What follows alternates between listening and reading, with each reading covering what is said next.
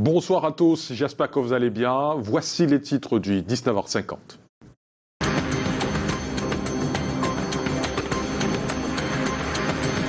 À la une ce soir, un vent de déguerpissement annoncé dans le quartier Mabanda à Douala. Les habitants crient leur colère contre cette opération imminente, s'opposant aux déclarations d'utilité publique. La justice se prononcera le 1er décembre prochain. De nouvelles vagues de Camerounais refoulés en Guinée équatoriale débarquent dans la ville de Kiossi. Témoignage à suivre de 3 femmes qui, pour certaines, ont perdu leur enfant lors de la traversée de la frontière. Et les convulsions sociales sous l'ère Paul Biya, c'est le thème de l'épisode 4 de la série sur les 40 ans du renouveau, célébré le 6 novembre prochain, évocation des dates qui ont marqué le pouvoir du président Paul Biya. En sport, place ce soir au 14e numéro des Préludes mondial Qatar 2022, consacré à l'un des grands favoris de cette compétition, le Brésil. Voilà pour les titres.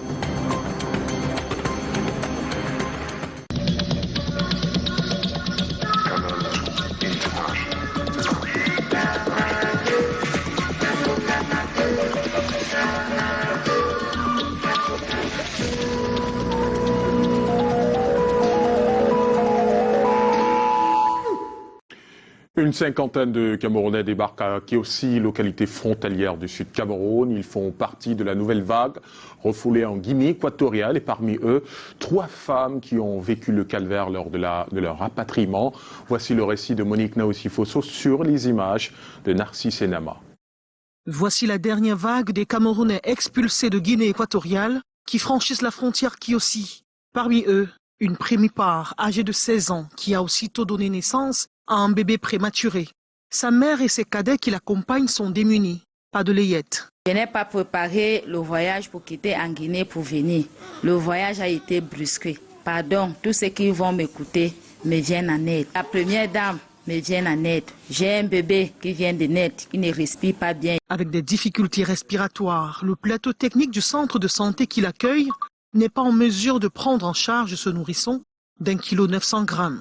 Comme nous, on n'a pas de couveuse à notre niveau, nous avons essayé les méthodes kangourou avec une prise en charge et antibiothérapie. Juste à côté, une autre Camerounaise dans le désarroi. Après avoir récupéré de justesse son bébé d'1 an et demi, dans le tumulte des expulsions, confie sous anonymat n'être pas prête à abandonner le fruit de 5 années de labeur en Guinée équatoriale. Je n'ai pas le choix puisque j'ai un salon tout plein et tout, et ma maison, 2 télés, tout ça, je ne peux pas laisser. Ça, c'est une souffrance de 5 ans quand même derrière moi. La police et la Croix-Rouge camerounaise sont disposées de l'autre côté de la frontière pour accueillir, rassurer et administrer les premiers soins à ceux qui sont dans le besoin. Et leur calvaire, ils le vivent sur leur terre natale. Les habitants de Mabanda, zone Alpicam, attendront encore jusqu'au 1er décembre prochain pour être fixés sur le déguerpissement annoncé depuis l'an dernier. Le collectif des habitants s'oppose aux 3 déclarations d'utilité publique arrêtées sur ce territoire de 96 hectares. Reportage Samuel Baïha. Mabanda aux alentours de Alpicam, situé sur la rive ouest de Douala. 96 hectares, frappés depuis 2017 du sceau de 3 déclarations d'utilité publique. Le ministre des Domaines a sorti 3 DUP dessus. Nous sommes vraiment dans un blocage de continuer à vivre paisiblement dans notre zone et dans un blocage de continuer à développer le coin. Dans le fond, la DUP de 2017, prorogée en 2019, laisse apparaître un détail saisissant, omis ou négligé. La DUP de 2017 ne parle pas de Douala 4e, parle de Douala 1er, Douala 2e et Douala 3e. Maintenant, il y a la DUP de 2019 qui parle maintenant de Douala 4e. Ce matin, le collectif des habitants de Mabanda Alpicam sort de l'audience. Bon, et nous sommes vraiment perdus dans cette décision. Depuis 2017, les pouvoirs publics n'ont engagé aucune activité sur la zone de Mabanda Alpicam. Alors qu'elles s'attendaient ce jour à un verdict favorable, ces dames sont dans la confusion. Nous nous sentons très mal, très mal. Depuis que cette histoire a commencé derrière Alpicam, personne ne sait quand on viendra nous casser. La tourmente s'est prolongée. Le 1er décembre prochain est prévu le délibéré de cette affaire. Une autre bataille se livre à Yaoundé entre la Camwater et la fraude hydraulique. Des dizaines de cas viennent d'être démantelés dans plusieurs quartiers de la ville où les équipes de la brigade de lutte contre la fraude sont descendues ce matin. Voyons cela dans ce reportage de Daniel Anissé-Boudier et Lionel Kepfeu. Nous sommes au quartier Mimboman à Yaoundé, l'un des grands fiefs de ce phénomène de fraude hydraulique. Du simple ménage aux immeubles, on boit et verse de l'eau sans débourser le moindre franc CFA. Dans ce seul petit secteur, au moins 7 cas de vol d'eau potable sont démantelés par la brigade de lutte contre la fraude à la direction régionale de Camwater. Nous avons un branchement dans votre camp qui est carrément raccordé en direct. Vous avez des robinets et vous me dites que vous avez de l'eau. Est-ce que vous payez ça quelque part? Il s'agit des raccordements en direct, des branchements clandestins ou encore des compteurs bien en place mais sans abonnement régulier. Des cas détectés grâce à un système mis en place par la Camwater, mais aussi des dénonciations de la population. Nous avons les OPJ, nous avons les signalements anonymes, nous avons nos releveurs qui nous signalent également les fraudes et tout de suite on se déploie sur le terrain. Parfois on arrive sur le terrain et on trouve même plus que ce qui nous a été signalé, comme tout à l'heure à Mimboman. Aussitôt identifiés, les auteurs de fraude sont coupés du réseau et une convocation leur est servie. Le phénomène tend à faire son lit dans la ville de Yaoundé, mais la société en charge de l'eau, à travers sa brigade antifraude, veille au grain. C'est pas évident. Tous les jours, les gars se multiplient. Chaque jour qui passe, nous allons mettre du nôtre. Nous pensons que on va y arriver à éteindre ce fléau. L'opération se poursuit dans tous les quartiers de la capitale. Une instruction du nouveau directeur général qui a fait de la lutte contre la fraude l'un de ses premiers chantiers. Le manque à gagner subi par la Camwater à cause de ce phénomène se chiffre à plusieurs milliards de francs CFA. Et plongé dans le noir depuis quelques jours suite à l'incendie au poste transformateur de Bonabéry, les choses s'arrangent progressivement pour les habitants de Douala 4e. L'unité de rechange est déjà sur place et le ministre de l'Eau et de l'Énergie est venu toucher du doigt l'ampleur des dégâts. David Sandio, Henri Tinda nous en disent plus. Au poste transformateur de Bonasama, dans l'arrondissement de Douala 4e, les ouvriers sont à l'œuvre. Ils s'attellent à rétablir l'énergie électrique suspendue depuis lundi. L'incendie déclenché sur ce poste a mis hors service une partie de l'unité et la salle des machines. Le ministre de l'Eau et de l'Énergie sur le terrain est formel. Le retour de l'énergie électrique est progressif et les délais sont francs. Ici, au plus tard samedi, 50% des ménages qui sont impactés seront régulièrement repris. Il en restera donc une cinquantaine. Il restera 50% des autres ménages qui devraient attendre à peu près jusqu'à la fin de la semaine prochaine. Pour résorber rapidement le problème, les cellules commandées et destinées au poste de transformation de Ngousso à Yaoundé sont réorientées vers Bonasama. Momentanément, on a été obligé de les orienter ici. Donc ces cellules sont là. Elles viennent d'être livrées, elles ont été dédouanées il y a quelques heures seulement. Ça va donc permettre d'aller très rapidement dans le rétablissement de l'énergie à partir de ce poste. Si la rupture de l'énergie électrique cause du tort à la zone industrielle de Bonabéry, on a encore en mémoire le récent incendie à Logbaba qui a paralysé la zone industrielle de Bassa. Ce 3 novembre est jour de célébration de la journée mondiale Une seule santé, une approche qui repose sur l'idée de l'interdépendance de la santé humaine et animale liée à celle des écosystèmes. Et pour mieux cerner ce concept, objet d'une réflexion à Yaoundé, nous avons tendu notre micro au sous-directeur de la lutte contre les épidémies et les pandémies au ministère de la Santé publique, Linda Esso répond aux questions de Karel Mezachatuya et Michel Foucault. Est-ce que ça marche au Cameroun? Est-ce que c'est effectif chez nous?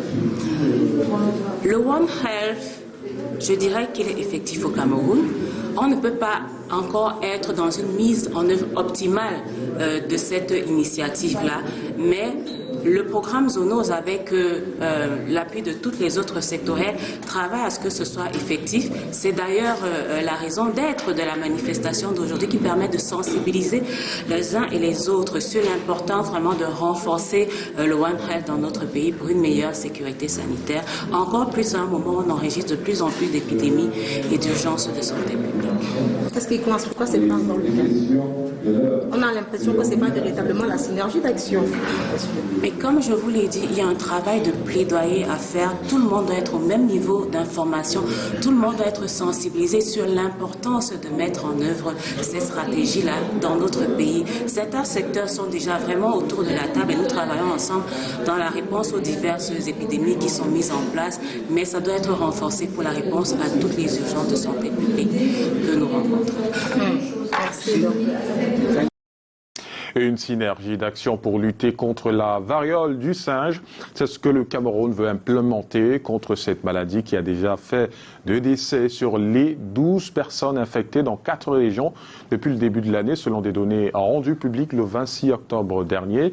Et l'objectif est de limiter, voire stopper la propagation de cette maladie infectieuse. Karel Mezachatua, une fois de plus, et Michel Foucault.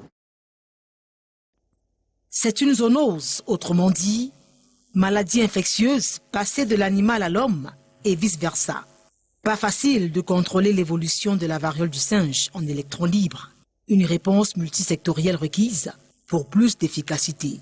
C'est là qu'intervient le concept Une seule santé, célébré ce 3 novembre, le plaidoyer de ces professionnels de la santé. Ça signifie qu'on utilise un chat de forêt qui surveille les réserves où vivent ces singes, doit s'arranger pour que ces singes ne tombent pas malades et quand ils tombent malades, les soigner, parce que si on ne les soigne pas, on se rend compte qu'ils vont contaminer les hommes et rendre les hommes malades. Les administrations concernées invitaient à rallier le champ de bataille pour en finir avec le monkeypox.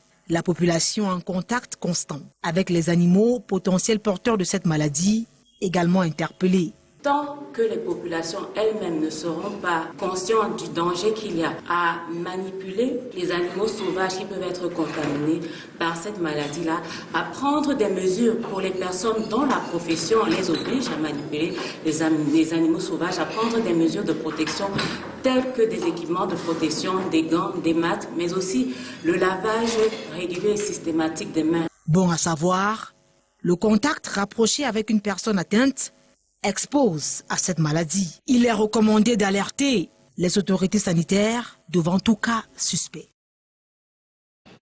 La poliomyélite, on en parle également dans ce journal. Le Cameroun est toujours free de poliovirus sauvage, mais la forme dérivée de type 2 qui circule est moins virulente, mais tout aussi paralysante. C'est pour mettre les enfants à l'abri que le 3e tour de la campagne de vaccination contre la poliomyélite est annoncé. On voit cela avec Mireille Flore d'Ifofotso et Marius Kosso. Il faut encore faire vacciner les enfants de 0 à 59 mois contre la poliomyélite dans 42 districts de santé dans le but de renforcer l'immunité de ces enfants et d'interrompre la propagation du virus de type 2 qui circule en ce moment dans 4 régions du Cameroun que sont le littoral, l'Est, l'extrême nord et l'Ouest. En ce qui concerne les interventions en dehors de la vaccination contre la polio, il faut dire aussi que c'est le moyen pour rattraper tous les enfants de moins de 2 ans qui n'ont pas achevé leur schéma vaccinal en routine ou qui ne sont pas à jour. C'est aussi le moyen de pouvoir rattraper ces enfants en les orientant vers les postes de vaccination. Maladie très contagieuse, la poliomyélite est transmise par la consommation d'eau ou d'aliments souillés et attaque les membres, les affaiblit et les paralyse. Les enfants restent ainsi toute la vie et peuvent devenir une charge pour les familles. C'est pourquoi il est recommandé aux parents de faire vacciner leurs enfants. Il va falloir informer au moins 95% des parents avant le passage des équipes au niveau des ménages. Et aussi au cours de cette campagne, on doit être capable de pouvoir surveiller toutes les maladies évitables par la vaccination. Précisons que le pays est toujours free de poliovirus sauvage, mais il y a la forme dérivée de type 2 qui circule, qui est moins virulente, mais tout aussi paralysante. Cette troisième campagne de vaccination contre la poliomyélite débute le 4 novembre pour s'achever le 6 novembre. Et ouvrons le 4e épisode de la série sur les 40 ans du renouveau et l'homme qui l'incarne en s'attardant ce jeudi sur les convulsions sociales sous son magistère. 40 ans après, sur la voie tracée par le renouveau, il y a eu des sorties de piste, des crevaisons et parfois des barricades apposées sur la voie. Des crises sociales, sociopolitiques, socio-économiques ont secoué le renouveau. Ce soir, David Sandio remonte ce long fleuve, pas toujours tranquille. Le discours fédérateur du 6 novembre 1982 ne fera pas long feu, puisque 1 an et 5 mois seulement après son arrivée aux affaires, Paul Biya connaîtra la première crise de son règne.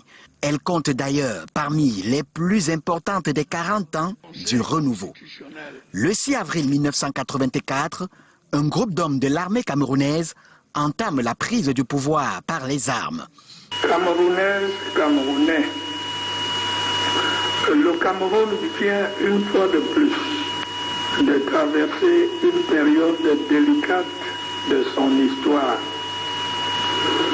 Hier, en effet, le 6 avril, vers 3 heures du matin, des éléments de la garde républicaine ont entrepris la réalisation d'un coup d'État. Yaoundé est paralysé, les autres villes camerounaises sont sur le qui-vive. Le coup d'État est rapidement maîtrisé, mais la fracture sociale est profonde. Quelque temps après, le Cameroun ne sera pas épargné du vent de l'Est qui souffle sur le continent africain et après des revendications sous cap, la loi du 19 décembre 1990 consacre le multipartisme. Les échanges sont de plus en plus rudes, la rue devient alors le lieu d'expression. Les villes mortes s'imposent dans une bonne partie du Cameroun. L'armée appelée à la rescousse charge. Au bilan, des morts à l'appel. La société civile, les syndicats et les partis politiques se mettent ensemble pour dire le mal-être. Au mois de février 2008, face à la hausse sans cesse croissante des prix des denrées de première nécessité, éclate la grève de la faim. Elle s'écoule au Cameroun, des barricades sur la voie publique, des véhicules et des biens détruits, des magasins et boutiques pillés, des pneus brûlés sur la chaussée jusqu'aux encablures du palais de l'unité au quartier étourdi. Dans un ton ferme, l'homme du 6 novembre traite les manifestants d'apprentis sorciers. Les corps de métier étouffent, disait-il, du fait de la gouvernance. Les médecins et personnels soignants, parfois obligés d'accrocher la blouse pour se faire entendre. Les transporteurs garent les véhicules, inquiets de la hausse du prix du carburant à la pompe. Que dire des enseignants? Sous la bannière du mouvement On a trop supporté, revendiquent l'intégration, la révalorisation salariale et le reclassement. Ils ont laissé tomber la craie pour dire la misère. La crise dans les régions du nord-ouest et du sud-ouest du Cameroun est partie d'ailleurs des revendications corporatistes avant de prendre une autre coloration avec au passage des milliers de déplacés internes et des réfugiés. Tel un roseau, le renouveau a plié devant ces convulsions sociales, mais n'a jamais rompu. En 40 ans, on n'aura pas connu l'embrasement social. Nous allons transformer notre pays en un vaste chantier, offrant des opportunités d'emploi aux jeunes, créant des richesses pouvant être redistribuées de manière équitable. Et la voie tracée du renouveau, les sorties de pistes, essayons de nous les remémorer avec cette fois-ci sous l'angle de Arnaud Gueffac. A bien joué sur les cordes sociales des 40 ans du renouveau. Le gouvernement en orchestre aura donné un rythme mitigé. On va se rendre compte que s'il y a eu des avancées du point de vue juridique, les politiques sociales au Cameroun restent l'enfant pauvre. Les politiques qui sont mises en place sont des politiques très efficaces et très variées. Les populations, sur diagnostic de leur quotidien, disent de l'accès aux services sociaux de base une quête permanente. La santé, l'éducation, les produits de première nécessité tels que l'électricité, l'eau, Ça là, on n'a pas besoin de la mer à boire pour cela. L'éducation au moins prend une démarcation significative. Éducation formelle comme non formelle, il y a des avancées notables, je ne pourrais pas les citer, mais la carte scolaire aujourd'hui universitaire est l'une des plus étoffées. On peut là convoquer le slogan populaire « École pour tous » porté par le père du renouveau. Mais le secteur garde dans les pages de son histoire, sous le renouveau, des grèves d'enseignants et d'étudiants à répétition. Les plus retentissantes, OTS, on a trop supporté des enseignants, finalement jugulés. Et les grèves estudiantines de 1994 et 2005. Une d'entre elles a fait reculer les gouvernants quand on était en train d'exiger aux étudiants de payer pour le semestre de rattrapage. Ça montre que quand les masses se mettent en mouvement, et ce n'est que lorsque le gouvernement se sent à l'étroit qu'il finit par céder. L'avènement du VIH-Sida et du coronavirus constituent les crises sanitaires majeures. Le gouvernement aura joué un bon médecin. Au rang des événements et casse-tête du renouveau, les émeutes de la fin de 2008. Avec les émeutes de la fin de 2008, plusieurs programmes ont vu le jour pour baisser cette tension sociale. Et aujourd'hui, avec les nombreuses crises également sécuritaires et sanitaires, il a toujours accompagné le gouvernement et peut demander au gouvernement d'apporter des éléments de réponse nécessaires et instruire des initiatives également dans ce sens. La promotion et la protection des personnes socialement vulnérables, personnes handicapées, populations autochtones et personnes âgées sont une autre préoccupation permanente du gouvernement.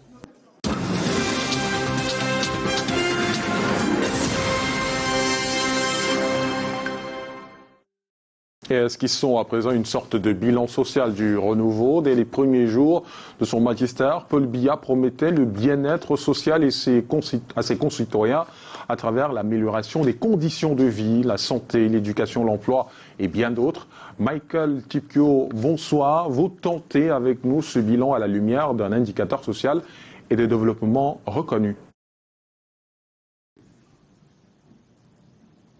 Bonsoir Alain Ghislain Kanga, et oui, j'imagine bien que vous évoquez là l'indice de développement humain qui est un indicateur synthétique servant à mesurer les progrès réalisés à long terme dans 3 dimensions fondamentales du développement humain, à savoir une longue vie et en bonne santé, l'accès aux connaissances et un niveau de vie décent. Commençons par le premier point qui concerne la santé et l'espérance de vie, pour constater que les coûts élevés des services de santé classiques obligent les ménages à revoir à la hausse les budgets alloués à la santé dans un environnement où moins de 10% de la population bénéficie d'une assurance maladie. La conséquence directe de ce difficile accès aux soins de santé se mesure à l'espérance de vie à la naissance qui est de 56 ans dans notre pays, un taux de mortalité infantile de 54 pour 1000 naissances. À noter que l'espérance de vie à la naissance a tout de même progressé de 5,9 années entre 1990 et 2020 dans notre pays. Le deuxième point sur la scolarisation des enfants et l'alphabétisation des adultes relève également quelques progrès. Notre pays présente un taux de scolarisation à l'école primaire à 100%. Dans le même temps, la proportion d'élèves achevant le primaire n'a pas dépassé 64% et la qualité des apprentissages semble s'être dépréciée au fil des années. La mesure présidentielle concernant la gratuité de l'école maternelle primaire et publique justifie en partie ce taux élevé. Et pour ce qui est donc de l'alphabétisation, ce taux de la population de 15 ans est de plus de 70%. Troisième et dernier point donc, le taux de chômage. Les chiffres de l'Institut national de la statistique évoquent un taux de chômage de 6,1% et un taux de sous-emploi global de 65% dans notre pays, dans un pays justement où plus de 25% de la population vit tout de même sous le seuil de pauvreté. Même les recrutements massifs à la fonction publique ces dernières années semblent n'y avoir absolument rien fait. Et pour nous résumer, Alain, entre 1990 et 2020, l'indice de développement humain du Cameroun a progressé, passant de 0,448 à 0,563, soit une hausse de 25,7%. On le voit dans les données que vous avez évoquées, des choses ont été faites, mais le peuple en attend encore beaucoup, Michael. Effectivement, Alain, Paul Biya lui-même, dans l'une de ses adresses à la nation le 31 décembre 2019, disait, je cite, « S'agissant du progrès social, les efforts qui ont été faits au cours des dernières années dans ce domaine seront poursuivis et si possible amplifiés. » Fin de citation. C'est dire que le chef de l'État lui-même est conscient des attentes que nourrissent les populations sur le terrain, de l'amélioration globale de leurs conditions de vie et de leur bien-être global. C'est dire justement que le chef de l'État en est conscient. Oui, la construction des logements sociaux dans toutes les régions du pays est une réalité. Oui, des moyens colossaux ont été mobilisés pour apporter des solutions aux déficits énergétiques à l'origine de nombreux délestages et coupures d'eau dans nos différents quartiers. Oui, le maillage du territoire en matière de structure et formation sanitaire s'est densifié avec le temps, mais pour quel résultat? En écoutant les cris de détresse des Camerounais au quotidien, on a le sentiment qu'ils ne ressentent pas jusqu'ici l'impact de toutes ces annonces qui finissent parfois par sonner comme un slogan creux à leurs oreilles. L'avenir du renouveau dépendra de sa capacité à offrir des meilleures perspectives aux Camerounais. Merci beaucoup Michael Tipkio, et à suivre dans ce 19h50, nous irons à la découverte d'un homme qui a su braver son handicap pour exceller dans l'art du rotin, un artisan devenu célèbre dans la ville d'Ebolova. Et c'est l'un des grands favoris de la Coupe du Monde au Qatar. Le Brésil, adversaire des Lions indomptables en phase de poule, est à l'honneur dans le 14e numéro des Préludes. Et au Sénégal, le célèbre opposant Macky Sall était à la barre pour répondre des accusations de viol sur une employée d'un salon de coiffure.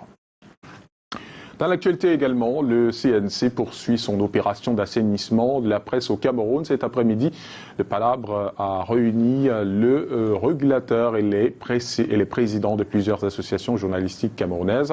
Au final, tous les acteurs ont requis la création d'une structure faîtière capable de filtrer l'entrée dans la profession qui souffre de son extrême porosité. Janice Kamga, David Clément Ndoba et Serge Alaziebo. Plus de 2 heures de concertation entre les membres du Conseil national de la communication et les présidents d'associations de journalistes. Au cœur des échanges houleux, la recherche de solutions au tard qui plombe le fonctionnement du 4e pouvoir. Nous sommes un organe de régulation et il y a ce que j'appelle la co-régulation qui peuvent se faire par des journalistes eux-mêmes avant que ça arrive au niveau du CNC. Si l'initiative est saluée par les professionnels des médias qui ont répondu en nombre à l'invitation du CNC, l'on espère derrière des mesures concrètes. C'est bien que le CNC se saisisse comme ça d'un ensemble de champs qui font partie intégrante de sa compétence. La séance de brainstorming a débouché sur quelques idées, notamment la mise sur pied d'une plateforme générale et standard capable de déloger les intrus, la viabilisation économique de la presse camerounaise, des récompenses et hommages aux journalistes qui se distinguent par leur travail, conformément au canon de la profession.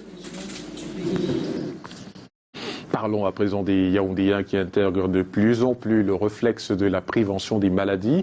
Ils sont nombreux à converger vers la foire de santé qui se déploie à l'esplanade du Palais Polyvalent des Sports. Une 2e édition axée sur la vaccination et le dépistage. Janice Kamga et Bertrand Tiassé. Depuis le 1er novembre, le Palais Polyvalent des Sports de Yaoundé est un hôpital à ciel ouvert.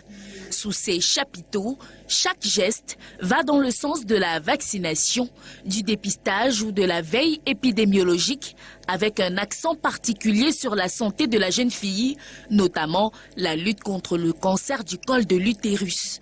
Nous avons offert des consultations en cancer de col de l'utérus, le dépistage de cancer de sein, l'échographie. Beaucoup ont fait le dépistage de VIH-Sida, les hépatites. Une vingtaine d'organisations intervenant dans la prévention de la maladie œuvrent ici. Autant de spécialistes sont mis à disposition afin de prodiguer la bonne information. Soins de drépanocytose. Jusqu'à hier, c'était 116 personnes qui avaient fait leur test. Et au niveau des cancers gynécologiques, on était à pratiquement 200 personnes. De concert avec des psychologues, un soin particulier est également apporté à la protection de l'esprit au moment où cette foire santé s'achève. Il réussit au quotidien grâce à ses doigts à faire, ce qui pour lui est une passion et plus qu'une passion, l'art. Jules Essomé, handicapé moteur bien connu dans la ville d'Ebolova, a fait de son handicap un atout et a pu s'imposer en 16 ans comme l'un des artisans du rotin et en pignon sur rue à Ebolova. Ambroise Foguet l'a rencontré au quartier Ekombité. Voici son reportage.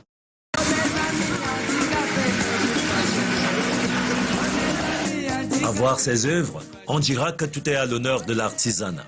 Pour Jules Essomé, leur créateur, la fierté que tout individu peut avoir de soi, c'est d'avoir réussi à réaliser ce qui lui est passionnel. J'exerce ce métier depuis 16 ans. Un don ici qui vient de Dieu. La passion, c'est le quotidien de ce bonhomme qui, bien qu'organiquement diminué, a su faire des convergences et divergences entre son handicap et l'art, des ferments pour briser des barrières. Je ne me rends pas faible parce que je suis handicapé, non. Je me donne plutôt de la force moi-même. J'ai besoin que ce handicapé-là change. Vous voyez, un personnel là, si il voit celui qui a déposé peut-être le plat en route, avant de lancer 100 francs, tu vas le citer d'abord. Ici, le beau fleurit sur l'utile. Bien que ces notions soient polysémiques, des gens de plus en plus aiment les créations de Jules. Le cercueil dans notre société tissé, c'est la meilleure des choses qu'on puisse faire à quelqu'un qui est mort. Même si le mort se réveillait et qu'il revenait, et qu'il trouvait qu'on lui a fait un cercueil tissé, il serait très heureux. Jules Essomé pense que pour que l'artiste handicapé soit d'abord artisan, il ne doit faire de l'art qu'au-delà du handicap. Présentement, je suis en train de refaire un vieux cadre presque abandonné. Je suis en train de lui donner une valeur à travers la matière première qui est les lianes. C'était presque abandonné déjà et jeté. Santé de ressortir encore son image plus que comme c'était avant. Des mains tissant délicatement du rotin, Jules ne compte pas s'arrêter demain.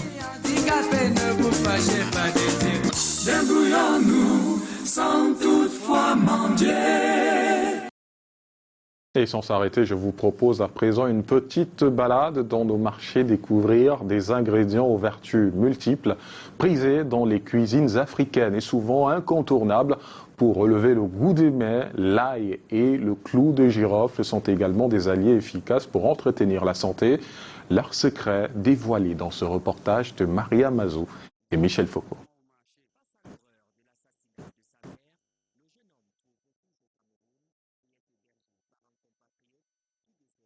Et malheureusement, nous n'aurons pas l'occasion de vous proposer cet élément et on poursuit ce journal en ouvrant la page sport. Mercredi prochain, les Lions indomptables croisent le fer avec les Reggae Boys de la Jamaïque.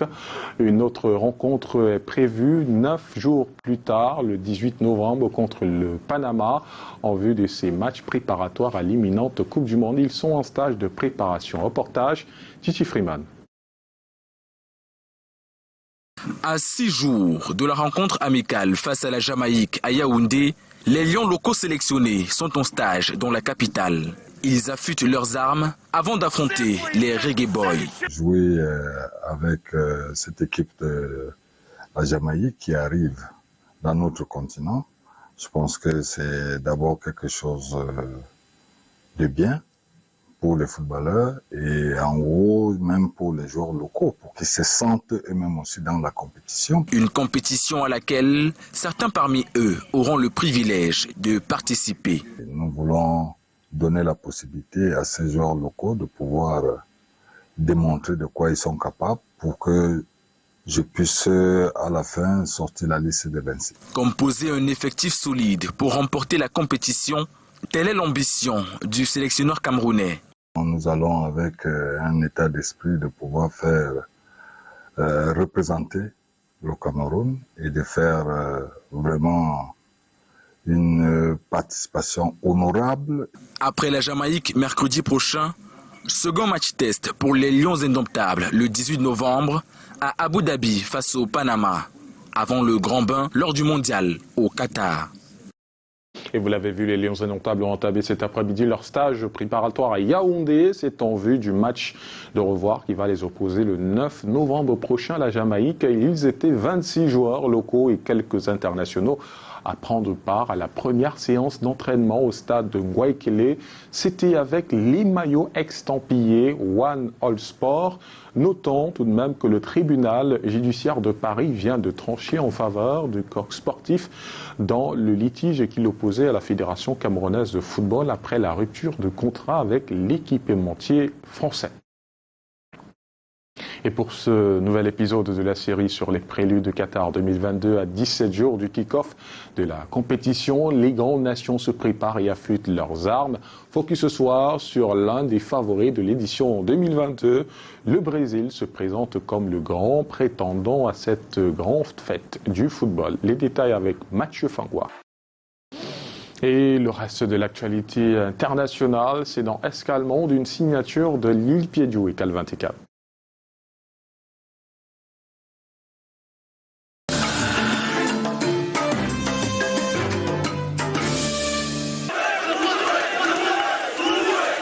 Des centaines de personnes descendent dans les rues de Bukavu, ville du sud Kivu, dans l'est de la République démocratique du Congo, pour contester contre la rébellion du M23. Vivant à l'est de la RDC est victime de multiples agressions du Rwanda et de l'Ouganda.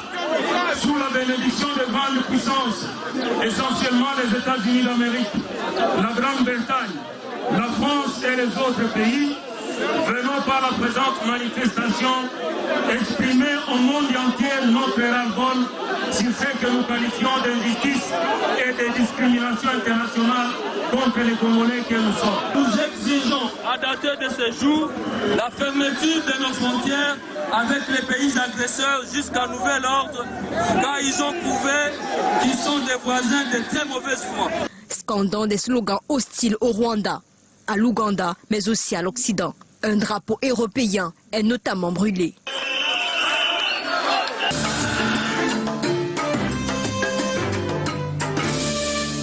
Le convoi de l'opposant sénégalais Ousmane Sonko quitte son domicile pour rejoindre le palais de justice de Dakar, où il a été convoqué pour une audition. Sonko, 48 ans, candidat déclaré à la présidentielle de 2022, est depuis 2021 sous le coup d'une inculpation pour viol présumé contre une employée d'un salon de beauté où il allait se faire masser.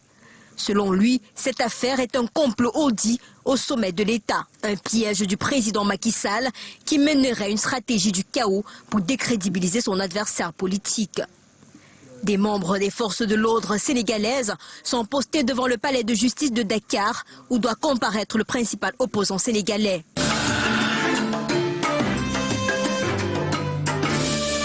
Des images tournées le 2 novembre montrent des navires céraliers quittant le port ukrainien après que la Russie ait réintégré un accord international visant à garantir le passage en toute sécurité dans la mer Noire.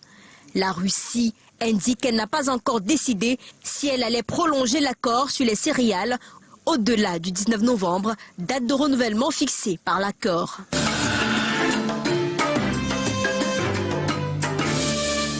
En Allemagne, des images de la sécurité de la rencontre du G7 des ministres des Affaires étrangères. Le groupe des pays du G7 est déterminé à empêcher la Russie d'affamer et de faire mourir de froid les Ukrainiens pendant cet hiver. Le groupe va examiner les moyens de renforcer son soutien à Kiev lors d'une réunion de 2 jours en Allemagne.